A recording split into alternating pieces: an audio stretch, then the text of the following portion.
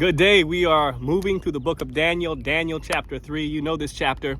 It's probably one of the most Sunday school taught lessons or vacation Bible school lessons of the whole scriptures. All of us at some point, maybe in elementary school, have experienced the taunting, teasing, and tempting of someone who's a bully. The goal of the bully is to distract you and to hopefully deflate you and get you to feel like the bully does, small on the inside. That's what a bully is really all about. And in Daniel chapter 3, the culture becomes the bully.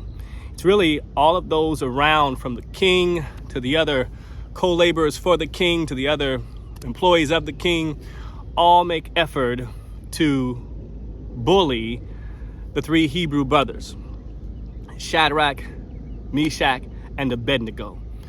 They're all trying to get them to fall in line and be like them because they are different. Incidentally, Daniel is not mentioned in Daniel chapter 3, but yet we see the same character, the same practice, and same demeanor from these three Hebrew brothers. If there's any message from that, it would be that more than affluence for the Christian, for the believer, for those connected to God, we understand that influence is more significant.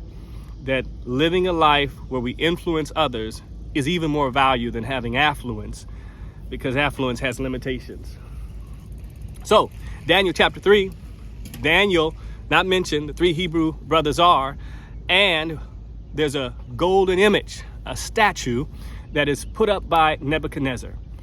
He calls everyone, when the music sounds, the drums, the flute, the organ, the guitar, all the instruments, when they sound, then everybody's supposed to bow. The three Hebrew brothers, they don't bow. And it says quickly that as they were being watched to be eaten, in the Hebrew actually says, by those who were against them, they run to the king and they say, "Oh, king, you won't believe it. Those foreigners who don't serve you or your God didn't bow."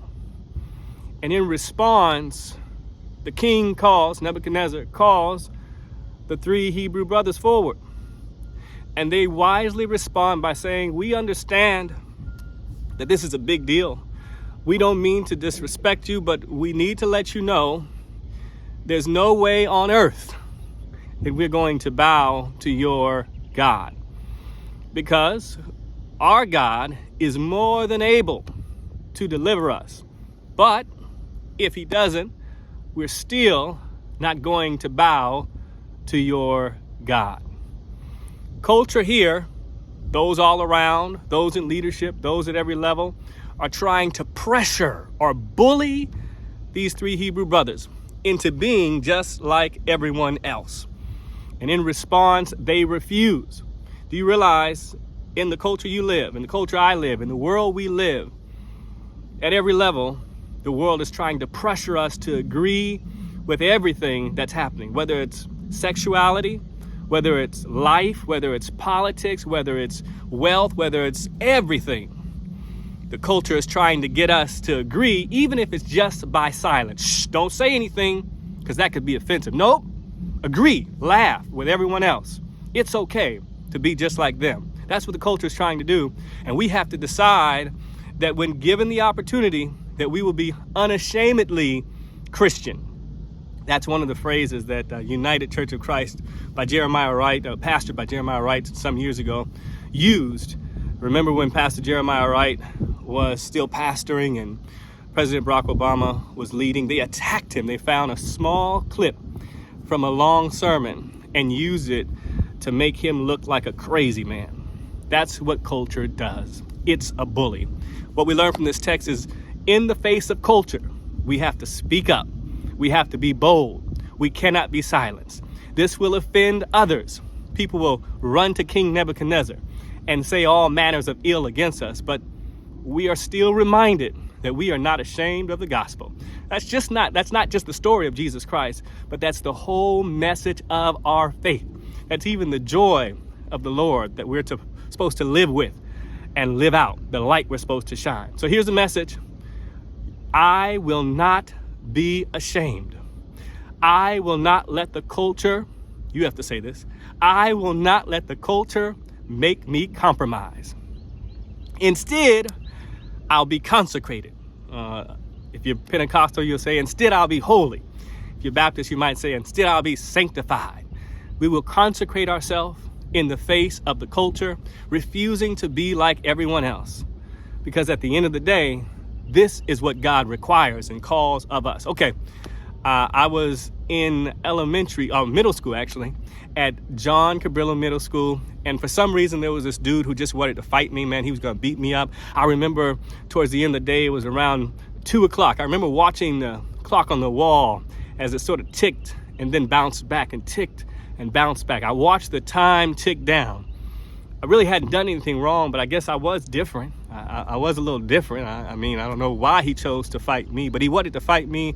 And man, I wasn't a great fighter, man. I'm a lover, not a fighter. And so minute after minute, I got more and more concerned. I really didn't have a choice at this point. I'd already chosen to be who I was, and that was who I was. I remember it was time, the bell rang, we were to go outside. Everybody was gonna meet us there, and they did. There was a big circle, and I was somehow in the middle of the circle. And here this bully, I won't say his name, I remember, this bully came forward, and I was wondering what I was gonna do. And at that, I remember that the circle began to break and fade away.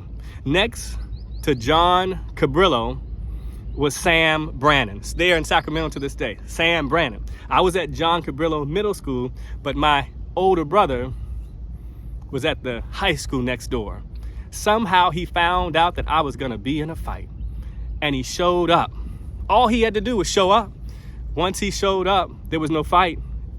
He was in high school, 1, 2, he was a big dude.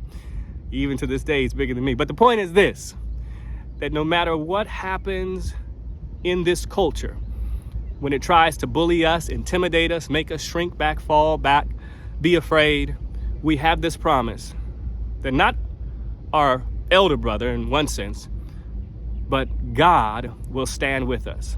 He'll stand with us through every and anything. This is the lesson about standing up to the culture, refusing to be intimidated, refusing to fall into line, refusing to be like everyone else, refusing to be scared and afraid. We'll stand up because God is going to stand with us. That's the witness to the text. It says that there was a fourth that stood with them in the fiery furnace. Next, we'll see chapter 4, but in chapter 3, get this message. I refuse to compromise. I refuse to be intimidated. I refuse to fall into line of the culture of this world. I am decidedly different, unafraid, consecrated, sanctified, holy, set apart for the work of the kingdom. Be encouraged and be blessed. God has your back, your side, on every leaning side. God's got you covered. God bless. Go in peace.